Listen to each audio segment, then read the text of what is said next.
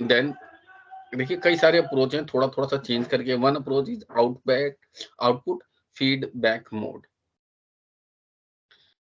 It involve feeding the successive output block from the underline block. Underline block cipher back to it. मैं पहले एक बार आपको explain कर सकता हूँ। जैसे कि ये आपका ये इनपुट सेगमेंट है, इनपुट हो गया, यहाँ एक्सोर ऑपरेशन परफॉर्म करा, और ये आपका इनिशियली लोडेड वेक्टर आईवी है जिसके एन बिट आप एनक्रिप्ट कर रहे हैं अगेन इनपुट के साथ, और यही आपका फाइनल आउटपुट यहाँ से प्रोड्यूस हो रहा है इस ऑपरेशन के हेल्प से।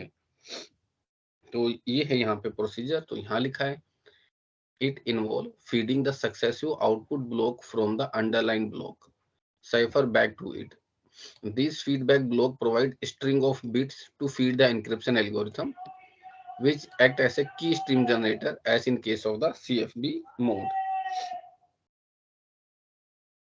The key stream generator is XORed with the plain text. ये जो key stream generator है यहाँ से XORed with the plain text, ये आपका plain text यहाँ से आ रहा है, और जो बिट्स हैं ऊपर से यहाँ से आ रही हैं।